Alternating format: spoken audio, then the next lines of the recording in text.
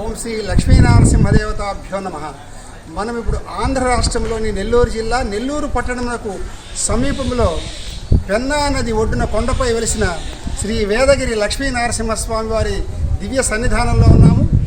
ఈ పవిత్రమైన దేవాలయమును దర్శించి ఇక్కడ విశేషాలను తెలుసుకుందాం. శ్రీమత్ పయోనిధి నికేతన చక్రపాణి భోగీంద్ర భోగమణిరాజిత పుణ్యమూర్తే యోగీశ శాశ్వత శరణ్య భవాబ్దిపోత లక్ష్మీ నృసింహ మమదేహి కరావలంబం. ఆంధ్ర రాష్ట్రంలో పొట్టి శ్రీరాములు నెల్లూరు జిల్లా, నెల్లూరు రూరల్, నెల్లూరు మహానగరానికి సుమారు 12 కిలోమీటర్ల దూరంలో పవిత్ర పెన్నా నది ఒడ్డున దక్షిణ తీరంలో నరసింహకొండపై వెలసిన శ్రీ వేదగిరి లక్ష్మీ నరసింహస్వామి భక్తుల పాలిట కొంగు బంగారమై ప్రముఖ నారసింహ క్షేత్రాల్లో ఒకటిగా విరాజిల్లుచున్నాడు. పూర్వము కశ్యప ప్రజాపతి లోక కళ్యాణార్థమై సప్త మహర్షులచే యజ్ఞం చేయ తలపెట్టి ఈ వేదగిరి లక్ష్మీ నారసింహ కొండకు దక్షిణమున ఉన్నటువంటి లోయలో 7 మహాకుండములను ఏర్పాటు చేసి దట్టమైన ఆ అటవీ ప్రాంతంలో యాగ సంరక్షణార్థమై శ్రీ గోవిందరాజస్వామి వారిని ప్రతిష్ఠ గావించి యాగమును నిర్విఘ్నముగా పూర్తి చేశారు. ఆ యాగ పూర్ణాహుతి నుండి వైశాఖ శుద్ధ చతుర్దశి స్వాతి నక్షత్రం సాయం సంధ్యా సమయంలో అత్యంత తేజస్సుతో జ్యోతి రూపమున ఉద్భవించిన స్వామి ఉత్తర దిశగా ప్రయాణించి కొండపై ప్రస్తుతం భక్తులు దర్శించుకుంటున్న ఆ గుహలో అంతర్ధానమయ్యాడు. ఆ దివ్య జ్యోతిని గుహలోని జ్యోతిస్థానములో వెలిసి ఉన్న శ్రీ లక్ష్మీ నరసింహస్వామిని కశ్యపాది మహర్షులు గాంచి అచ్చటనే వేదోక్త విధిన ప్రతిష్ఠ గావించారు. సప్తఋషులు యాగం చేసిన ఆ 7 మహాకుండములు నేడు అద్భుతమైన 7 కోనేరులుగా వెలసి ఉన్నవి. ప్రకృతి శోభలతో విరాజిల్లే ఆ కొండ అటవీ ప్రాంతాన్ని గోవిందరాజస్వామి గుడి కాపాడుచున్నదని భక్తుల నమ్మకం.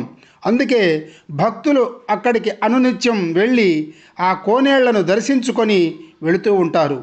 శ్రీకృష్ణార్జునుల చేత తరుమబడిన అశ్వత్థామ కొంతకాలం ఈ గుహల్లో తలదాచుకొని ఉన్నాడని ప్రతీతి.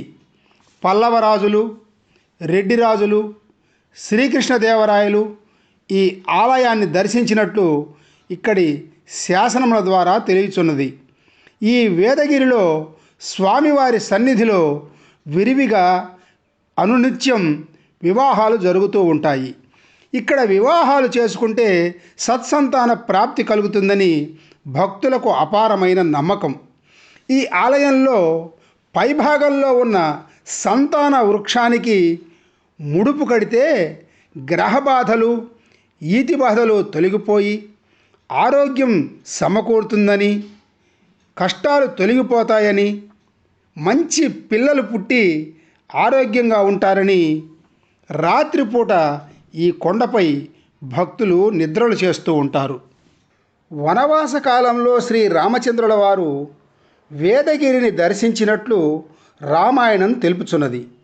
తిరుమల శ్రీ వెంకటేశ్వర స్వామివారు తిరుమలలో ప్రత్యక్షం కావడానికి ముందే వేదగిరి శ్రీక్షేత్రంపై శ్రీవారు పాదం పెట్టారని, అప్పటికే శ్రీ వేదగిరి లక్ష్మీ నరసింహస్వామి వారు ఇక్కడ వెలసి ఉన్నందున శ్రీ వెంకటేశ్వరుడు ఆదివరాహ క్షేత్రమైన తిరుమలపై వెలిసినారని ప్రతీతి. ఇప్పటికీ శ్రీ వెంకటేశ్వర స్వామి వారి పాదములు మనము ఇక్కడ దర్శించుకొనవచ్చు. 1200 సంవత్సరముల క్రితం పల్లవరాజులు గుహలోని స్వామివారికి సింహాకారముగా దేవాలయము నిర్మించినట్లు ఇక్కడి శాసనములు తెలుపుచున్నవి. స్వామివారి జన్మ నక్షత్రమైన స్వాతి రోజున భక్తులు ప్రార్థనలు, అభిషేకాలు, అర్చనలు, కళ్యాణములు, తిరుప్పావడ సేవలు, అనేక విశేష పూజలు జరిపించుకొనుట జరుగుతున్నది. ప్రతి సంవత్సరం స్వామివారికి వైశాఖ శుద్ధ చతుర్దశి స్వాతి నక్షత్రం రోజున స్వామివారు వెలసినందున ప్రతి సంవత్సరం స్వామివారికి బంగారు గరుడ వాహన సేవ 11 రోజులు నవాన్నికముగా బ్రహ్మోత్సవాలు జరుగుతాయి.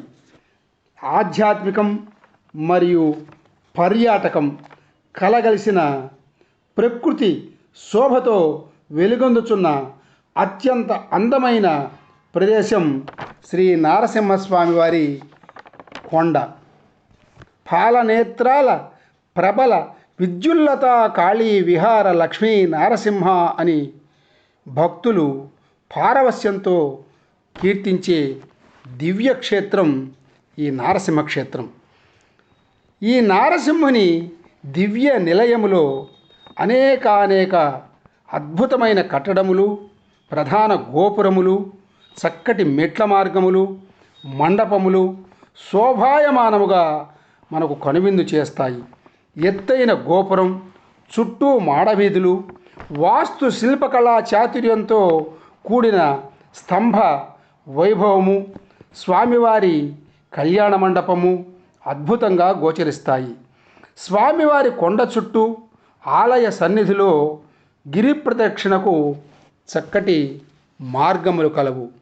స్వామివారి గుహ పక్క నుంచి పైకెక్కితే ఆ మెట్ల మార్గము దాటినాక శోభాయమానంగా లక్ష్మీ అమ్మవారి ఆలయం మనకు దర్శనమిస్తుంది. ఇలాంటి పరమ పావన దివ్య క్షేత్రాన్ని దర్శించుకొనుట మహాపుణ్యఫలం.